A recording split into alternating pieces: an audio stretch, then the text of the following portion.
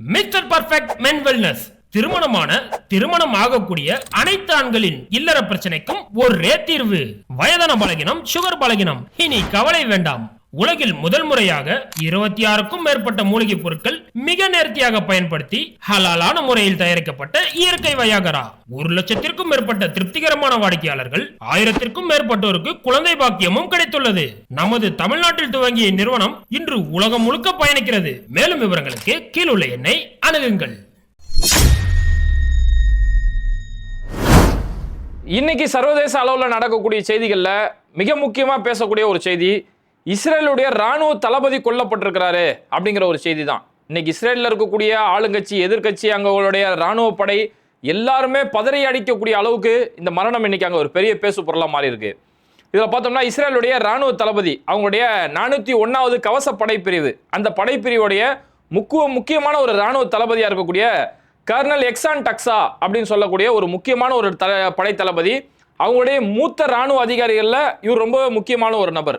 அவரு இன்னைக்கு ஹமாஸால கொல்லப்பட்டிருக்கிறாரு அப்படிங்கிற செய்தியை இஸ்ரேலோட IDF இன்னைக்கு அதை உறுதிப்படுத்தியிருக்கிறாங்க. இப்போ பார்த்தோம்னா வடக்கு காசாவுடைய பகுதியில் அதிக அளவில் அங்கே சண்டை நடந்துட்டு இருக்குது. இங்கே இஸ்ரேலோட படை உள்ளே போகும்போது அங்கே களத்தில் இருந்து ஹமாஸுக்கு அவங்களுக்கும் கடுமையான அளவு சண்டை நடந்துட்டு இருக்கு. ஹமாஸ் அவங்களுடைய ராணுவ டாங்கிகளை அழிச்சிக்கிட்டு இருக்கிறாங்க. இஸ்ரேல் பொதுமக்கள் மேலே தொடர்ந்து டார்கெட் செய்யக்கூடிய இந்த தொடர் சண்டைகள் அங்கே உள்ள பெரிய அளவில் நடந்துட்டு இருக்கு. இந்த சண்டையோட வெளிப்பாடாக தான் வடக்கு காசா மக்கள் உள்ளேருந்து வெளியில் போக முடியாமல், வெளியிலேருந்து உள்ளே வர முடியாமல், அவங்களுக்கு தேவையான மனிதாபிமான உதவிகள், உணவு, உடைன்னு சொல்லி எந்த உதவிகளும் அந்த மக்களுக்கு போக முடியாமல் ஒரு கஷ்ட நிலையில் இருக்காங்க. அப்போ இப்படி இருக்கும்போது இந்த இஸ்ரேலுடைய இந்த 401வது கவச படைப்பிரிவு இந்த டீம் உள்ளே போய் அங்கே சண்டைட்டு இருக்கக்கூடிய நேரத்தில் ஹமாஸுடைய படை அவங்க இந்த இஸ்ரேலுடைய படையை அடிச்சிருக்கிறாங்க. இஸ்ரேலுடைய படையை அடித்ததில் அவங்களுடைய ராணுவ டேங்க் அட்டாக் பண்ணாங்க. அவங்க அட்டாக் பண்ணக்கூடிய நேரத்தில் இப்போ IDF சார்பில் சொல்லக்கூடிய தகவல் என்னன்னா, அவர் அந்த டேங்கை விட்டு வெளியில் வந்தார். வெளியில் வந்து அவங்களுடைய படை சிப்பாய்களோட போயிட்டு இருக்கக்கூடிய நேரத்தில் வெளியில் வர நேரத்தில் அடிச்சிட்டாங்க. அடித்த உடனே ஸ்பாட்லேயே அவர் இறந்துட்டாரு. இந்த ராணுவ தளபதி ஸ்பாட்லேயே இறந்துட்டாரு. மீதி அவர் கூட இருந்த 2 பேருக்கு 2 ராணுவ வீரர்கள் பெரிய அளவில் படுகாயம் அடைஞ்சிருக்கிறாங்க அப்படிங்கிற அந்த தகவலை இப்போ சொல்லியிருக்கிறாங்க. இது இப்போ ஹமாஸ் தரப்புல என்ன சொல்றாங்கன்னா, அவங்களுடைய டேங்குகள், ஒவ்வொரு டேங்குகளை நாங்கள் அழிச்சிக்கிட்டு இருக்கோம், கூடிய சீக்கிரத்தில் இஸ்ரேலுடைய ராணுவ டேங்குகளை தீர்ந்து போயிடும் போல இருக்கு அப்படின்னு சொல்லிட்டு இருக்காங்க. அப்போ இவர் டேங்க் உள்ள இருக்கும் போதே அடிச்சு இங்க கொல்லப்பட்டாரா, அல்லது இஸ்ரேல் சொல்ற மாதிரி வெளியில வந்து கொல்லப்பட்டாரா? ஏன்னா இஸ்ரேலை பொறுத்த வரைக்கும் டேங்க் அழிக்கப்பட்ட செய்தி அவங்க வெளியிடுறது ஒரு தன்மான பிரச்சனையா பாக்குறாங்க. நம்மளோட ராணுவ டேங்க் அழிக்கப்பட்டா நம்மளோட படைக்கு அது பெரிய அவமானம் அப்படிங்கிற மாதிரி டேங்க் அழிக்கப்பட்ட செய்திகளை இஸ்ரேல் எங்கேயுமே ஒத்துக்க மாட்டாங்க. அது ஹமாஸ் மட்டுமே அந்த வீடியோவை காட்டிட்டு இருக்காங்க. அதனால இப்போ இவர் டேங்க் உள்ளே வச்சு டேங்கோட சேர்த்து ஒரு காலி செய்யப்பட்டாரா, இல்லது இஸ்ரேல் சொல்ற மாதிரி இவர் வெளியில இருந்து வந்தாரா அப்படிங்கிற செய்தி இனிமே அதில் கூடுதல் செய்திகள் வரும்போது தான் இதை பத்தி தெரியும். சரி, இப்போ இங்க கொல்லப்பட்டிருக்கக்கூடிய இஸ்ரேலுடைய இந்த முக்கியமான ராணுவ தளபதி கர்னல் எக்ஸான் டக்ஸா அப்படின்னு சொல்லக்கூடிய ஒரு நபர், இவர் தொடர்ந்து இஸ்ரேலுடைய ராணுவ படைகளில் பெரிய அளவில் பங்காற்றிய ஒரு நபர். 2006 2ஆம் லெபனான் போர் நடந்துச்சு. அந்த லெபனான் போர்லையுமே இவரோட பங்கு முக்கிய பங்கா இருந்தது. லெபனான்ல அன்னைக்கு 2006 எப்படி அங்க இருக்கக்கூடிய லெபனான் பொதுமக்கள் அநியாயமா கொண்டு கூச்சி ஒரு பெரிய ஒரு போர் நடத்தினாங்களோ, அந்த போர்ல ஒரு பெரிய அளவில் பங்காற்றினதால இஸ்ரேல் அரசு சார்பில் அன்னைக்கே இவருக்கு பதக்கங்களும் விருதுகளும் கொடுக்கப்பட்டுச்சு. அந்த அளவுக்கு இஸ்ரேலுடைய ராணுவத்தில் மிக முக்கியமான ஒரு நபர்.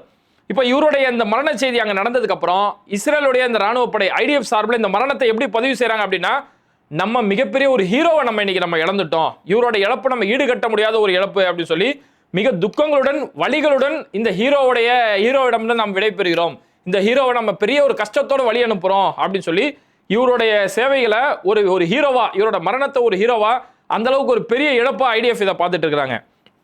அதுக்கடுத்து இஸ்ரேலுடைய ராணுவத்துடைய முக்கியமான அவங்களுடைய ராணுவ அமைச்சராக இருக்கக்கூடிய யோகலண்ட் இந்த விஷயத்தை எப்படி சொல்றாருன்னா, அந்த ராணுவ தளபதி டக்ஸா அவர் ஒரு மிக முக்கியமான ஒரு தைரியசாலி. அவரு ராணுவ படையிலே ரொம்ப தைரியசாலி.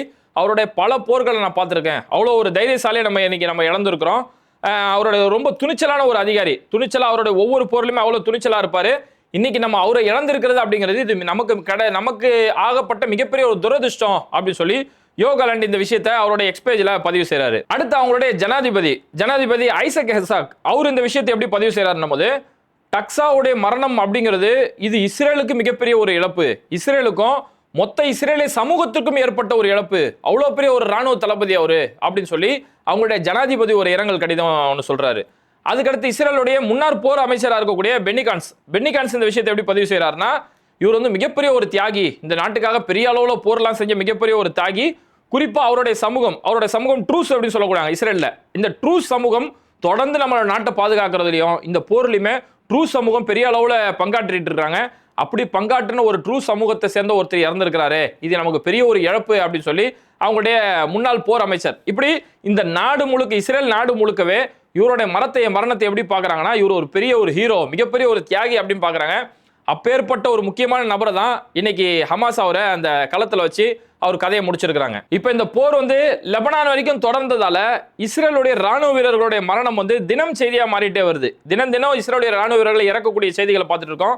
இப்போ நேத்து வீடியோல கூட இதை பத்தி பேசியிருந்தோம். நேத்து சாயந்தரம் இஸ்ரேலுடைய ஒரு ராணுவ வீரர் ஒருத்தர் பலியா இருக்கிறாரு அப்படிங்கிற செய்தியை பார்க்க முடியுது. அதாவது தெற்கு லெபனான்ல இஸ்ரேல் ராணுவ படை உள்ள படையெடுத்து போறாங்களே, அங்க ஹிஸ்புல்லா கடுமையான பதிலடி கொடுத்துட்டு இருந்தாங்க. அப்ப கடந்த 9ஆம் தேதி ஹிஸ்புல்லா ஒரு அடி ஒன்று அடிச்சாங்க. அந்த அடிச்சதுல அவங்களுடைய பல ராணுவ வீரர்களை ஹெலிகாப்டரை தூக்கிட்டு ஓடிட்டு இருந்தாங்க. அதுல உயிர் பிழைச்சு படுகாயங்களோட போன ஒரு ராணுவ வீரர் அவரு நேத்து சாயந்தரம் சிகிச்சை பலன் இல்லாம நேத்து இஸ்ரேல் ஹாஸ்பிட்டல்ல இறந்துட்டாரு அப்படிங்கிற செய்தி நேத்து சாயந்தரம் ஒரு செய்தி வந்துச்சு. அதுக்கு முன்னாடி நாள் 2 ராணுவ வீரர்கள் பலியானாங்க அப்படின்னு சொல்லி, அந்த 2 ராணுவ வீரர்கள் வடக்கு காசாவில், இது அடிச்சது ஹமாஸ்.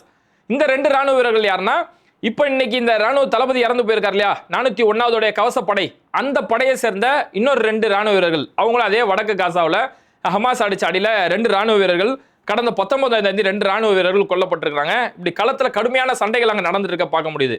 அதுலயும் குறிப்பா இப்ப யஹ்யா சின்வாரோட மரணத்துக்கு பிறகு ஹமாஸ் இன்னும் அவங்களுடைய ஆட்டத்தை பெரிய அளவில் ஆடிக்கிட்டு இருக்காங்க இந்த 2 படைகளுக்கு மத்தியில.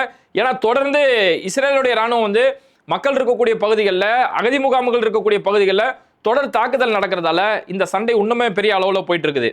இப்போ இஸ்ரேல் இன்னும் கூடுதலாக இன்னைக்கு என்ன செஞ்சிருக்காங்க அப்படின்னு பார்க்கும்போது, இஸ்ரேல் அவங்களுடைய தாக்குதலை பொதுமக்கள் இருக்கக்கூடிய இடங்கள்ல, இப்போ இன்னைக்கு லெபனான்ல நடந்திருக்கக்கூடிய ஒரு சம்பவம் என்னன்னா, லெபனானோட ஒரு முக்கியமான வர்த்தக மையம், அந்த வர்த்தக மையத்துக்கு மேல இஸ்ரேல் ஒரு குண்டு வீசி இருக்கிறாங்க.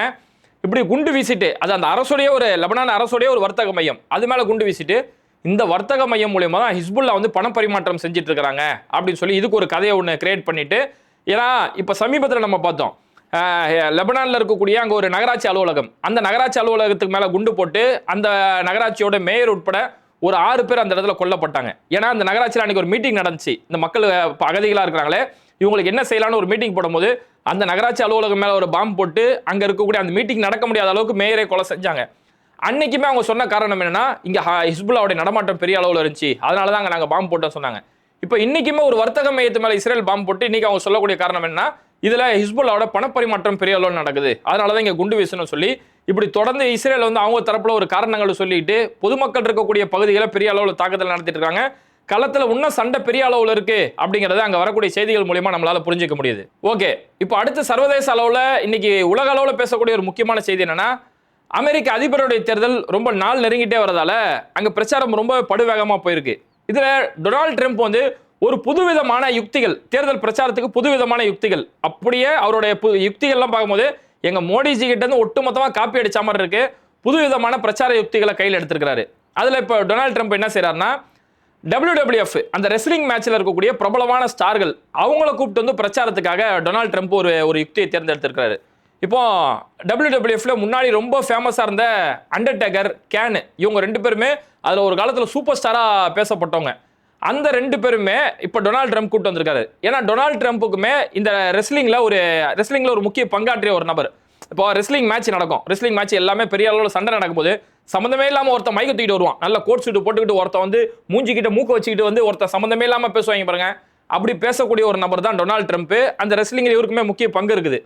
அப்போ இந்த டொனால்ட் ட்ரம்ப்புக்காக, அவருக்கு ஆதரவாக பிரச்சாரம் செய்யறதுக்காக அண்டர்டேக்கர், கேன் இவங்க 2 பேருமே அங்கே பிரச்சாரம் பண்றாங்க. ஏன்னா இவங்களுக்கு என்ன நினைப்பு அப்படின்னா, அண்டர்டேக்கர், கேனுக்கு பெரிய அளவில் ரசிகர் கூட்டம் இருக்குது. ஒரு காலத்தில் இப்போ நான்லாம் சின்ன வயசுல இருக்கும்போது அண்டர்டேக்கர், கேனை பற்றிலாம் 90s கிட்ஸ் எப்படி பேசிப்பாங்க அப்படின்னா, அண்டர்டேக்கருக்கு 7 உயிர் இருக்குது, அண்டர்டேக்கரும் கெய்னும் அண்ணன் தம்பிங்க, கெய்னுக்கு ஆட்டுக்கண்ணை தூக்கி ஆட்டுடைய கண்ணை தூக்கி தான் கெய்னுக்கு வச்சிருக்காங்க இப்படின்னு சொல்லி அவங்களுக்கு பெரிய அளவில் ஒரு ரசிகர் கூட்டம். இந்தியாவிலேயே அன்னைக்கு நான் எந்த டெக்னாலஜியுமே இல்லாத காலத்தில் இந்தியாவில் எவ்வளோ ரசிகர் கூட்டம் இருக்குன்னா, அமெரிக்காவில் அவங்களுக்கு பெரிய ரசிகர் கூட்டம் இருக்கு. அதனால அதை இன்னைக்கு பயன்படுத்தி டொனால்ட் ட்ரம்ப்புக்கு ஆதரவாக இவங்க 2 பேரும் பிரச்சாரம் பண்றாங்க.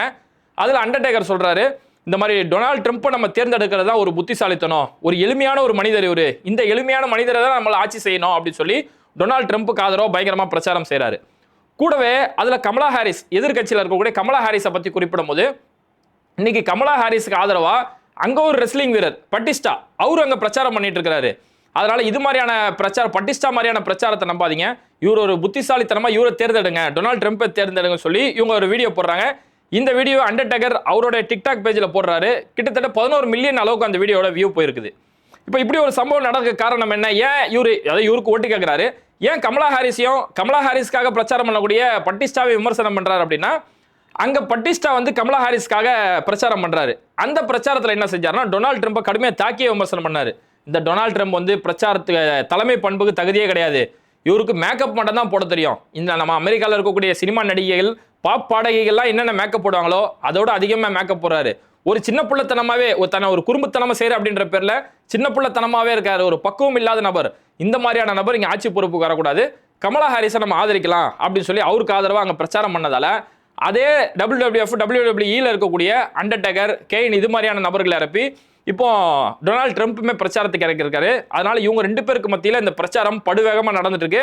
இப்போ அங்க வந்து கருத்து கணிப்புமே வந்திருக்குது. கருத்து கணிப்புல பார்த்தோம்னா இவங்க 2 பேருமே, கமலா ஹாரிஸ், டொனால்ட் ட்ரம்ப் 2 பேருமே சம அளவுல தான் இருக்கிறாங்க. ஒவ்வொரு மீடியாக்களுடைய கருத்து கணிப்பு இவங்களுக்கு 45% வாய்ப்பு, இவருக்கு 50% வாய்ப்பு, இவருக்கு 52% வாய்ப்பு, இவங்களுக்கு 49%. அப்ப எல்லாமே 1%, 2% மட்டுமே இவங்களுக்குள்ள வித்தியாசம் இருக்கு. களம் பெரிய அளவுல அவங்க 2 பேருக்குள்ள ஒரு சவாலா போயிட்டு இருக்குது. இப்போ அடுத்து டொனால்ட் ட்ரம்ப் இன்னைக்கு ஒரு புதுசா ஒரு வீடியோ விட்டு அடுத்து ஒரு யுக்தி பயங்கரமா என்ன பண்ணியிருக்காருன்னு பார்த்தோம்னா, அங்க அமெரிக்காவில் இருக்கக்கூடிய ஒரு மெக்டொனால்டு, அந்த மெக்டொனால்டு ஷாப்புக்கு உள்ள போயிடுறாரு. அங்க சாப்பிட்டு இருக்கக்கூடிய பொதுமக்களுக்கெல்லாம் இவர் போய் அங்க போய் சர்வ் பண்றாரு. அவங்க எல்லாருக்குமே தேவையானதெல்லாம் சர்வ் பண்ணி முடிச்சுட்டு அதுக்கப்புறமா ஒரு கார் ஒன்று வருது. அதில் பார்த்தோம்னா இந்த வீடியோ ஃபுல்லாவே செட்டிங் தான். டொனால்ட் ட்ரம்ப் பக்காவா ஸ்கிரிப்ட் பண்ணி செட்டிங் பண்ணி எடுத்துருக்காங்க. ஒரு இந்திய வம்சாவளியை சேர்ந்த ஒருத்தவங்க வந்து ஒரு ஹஸ்பண்ட் ஒய்ஃப் அங்கே கார்ல வராங்க. அவங்களுக்கு அந்த ஜன்னல்ல இருந்து இங்கேருந்து ஒரு பார்சல் எடுத்து கொடுக்கணும். இதுதான் ஸ்கிரிப்ட், இவங்களோட ஸ்கிரிப்ட். இதுல என்னன்னா ட்ரம்ப்புக்கு அந்த இடத்துல நடிக்க தெரியல. அதாவது அவங்க கார்ல வந்து நிக்கணும், அதுக்கடுத்து அவங்க ஆர்டர் பண்ணதை எடுத்து கொடுக்கணும். இதுதான் ஸ்கிரிப்ட். ஆனா ட்ரம்ப் அவசரப்பட்டு என்ன பண்றாருன்னா, அவங்களோட கார் வரதுக்கு முன்னாடி அவங்களுக்கான பார்சல் எடுத்து ரெடியா வச்சுக்கிறாரு. ரெடியா வச்சு கையில நிற்கும் போது கார் வந்தோன்னா லபக்குன்னு தூக்கி கொடுக்குறாரு. சரி, இப்படி ஒரு ஆக்டிவ் ஒன்று கொடுத்தாங்களா, அந்த கார்ல இருக்கக்கூடிய நபர் ஒரு இந்திய வம்சாவளியை சேர்ந்தவர்னு சொல்லப்படுது. அவர் வந்து, ஐயோ நீங்க எங்களோட பிரசிடென்ட், ஓ மிஸ்டர் பிரசிடென்ட், தேங்க்யூ பிரசிடென்ட், நீங்களாம் இந்த மாதிரி கடைக்கு எங்களை மாதிரி சாதாரண ஜனங்க வரக்கூடிய கடைக்கு வரதை பார்க்கும்போது எங்களுக்கு அவ்வளோ பெரிய ஆச்சரியமா இருக்குது, நீங்க தான் எங்களை ஆட்சி செய்யணும், உங்களோட ஆட்சியில வாழ்றதுக்கு நாங்கள் பெருமைப்படுறோம் மிஸ்டர் பிரசிடென்ட் அப்படின்னு சொல்லி வாங்கின காசுக்கு மேலே ஓவரா கூற அப்படிம்பாங்கல்ல, அந்த மாதிரியான பயங்கரமான அவங்களுக்கு ஆதரவா ஒட்டுமொத்தத்தில் ஒரு செட்டிங் பண்ணி இப்படி ஒரு வீடியோ எடுக்கிறாங்க. அப்போ இந்த வீடியோ இந்த ரெஸ்லிங் பிளேயரை கூட்டு வந்து பிரச்சாரம் பண்றது, இது மாதிரியான ஹோட்டல்ல போய் பிரச்சாரம் பண்றது, இதெல்லாம் நமக்கு பார்க்கும்போது என்ன தோணுதுன்னா, அப்படியே மோடிஜி கிட்ட இருந்து காப்பி அடிச்சிருப்பாரோ. ஏன்னா மோடிஜி இங்க தேர்தல் நேரத்தில் பார்த்தோம்னா அக்ஷய்குமார் கிட்ட ஒரு பேட்டி கொடுப்பாரு. மற்ற நாள் மீடியாக்களை சந்திக்கவே மாட்டார், மீடியாக்களை பக்கமே போக மாட்டார். நடிகர் அக்ஷய்குமாரை கூப்பிட்டு வந்து ஒரு பேட்டி, இவங்களா ஒரு ஸ்கிரிப்டட் பேட்டி ஒன்று எடுப்பாங்க. அந்த மாதிரி ஒரு பேட்டி எடுக்கிறது ஒரு பிரபலமான அக்ஷய்குமார். அங்கேயுமே அதே மாதிரி பிரபலமான அண்டர்டேக்கரை வச்சு ஒரு பிரச்சாரம் பண்றாங்க.